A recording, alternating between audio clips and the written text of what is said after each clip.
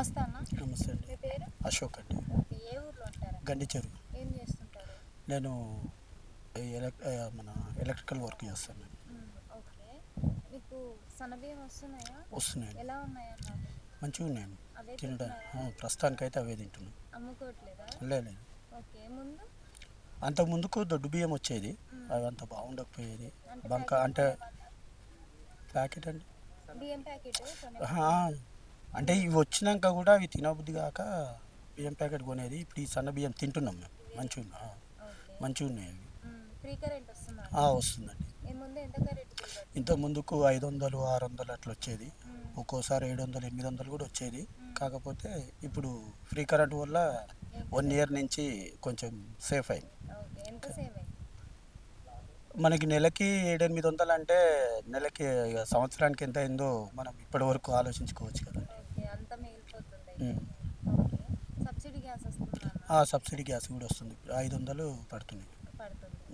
మా మిస్సెస్ అకౌంట్లో పడుతుంది. మహిళలకి ఫ్రీ బస్ పెట్టారు కదా, ఇంట్లో వాళ్ళు వెళ్ళేసి వస్తున్నారండి. అప్పుడప్పుడు వెళ్ళి వస్తున్నారు. ఓకే. డైలీ వెళ్తున్నారా? డైలీ అంటే ఏం పని ఉండదు కదా, ఊర్లోనే ఉంటుంది పని. మామూలుగా ఎక్కడికైనా వాళ్ళ అమ్మ వాళ్ళ ఇంటికి కానీ మా అక్క వాళ్ళ ఇంటికి వాళ్ళకి ఎక్కడికైనా వెళ్ళాలంటే ఫ్రీ బస్. ఓకే. చార్జెస్ అయితే మిగులుతుంది. చార్జెస్ అంటే మేము డబ్బులు ఇవ్వకున్నా కానీ వాళ్ళు వెళ్ళి ఓకే. ఎలా అనిపిస్తుంది అన్న ఫ్రీ బస్?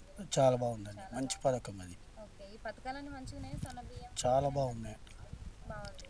రేవంత్ రెడ్డి పరిపాలన ఎలా ఉంది? సూపర్ అండి. ఓకే. ఈ ఇందిరం మిల్ అనేది ఇంకా చాలా బెటర్ పథకం. ఇప్పుడే ఇంత ముందు ఎప్పుడు రాలేదు. మనకి ఇంత ముందుకు అంటే నా పెళ్ళి ఒక 13 ఏళ్ళు అయింది.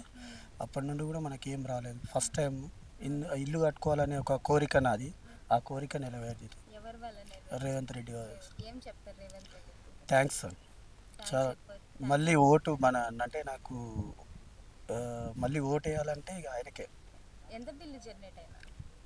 1,00,000 రూపాయలు పడ్డాయి. ఇప్పుడు దీనికి ఫోటో తీసుకెళ్ళారు మొన్ననే. ఇంకొక ఇప్పుడు ఈ బిల్లు పడాలి. ఈ బిల్లు పడితే స్లాబ్ వేసుకుంటాం.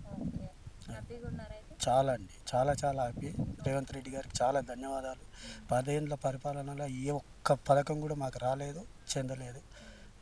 ఫస్ట్ టైం రేవంత్ రెడ్డి గారి చలువ వల్ల ఈరోజు ఇల్లు కట్టుకుంటున్నాను. చాలా ఆనందం, నాకు చాలా అంటే చాలా చాలా ఆనందంగా ఉంది.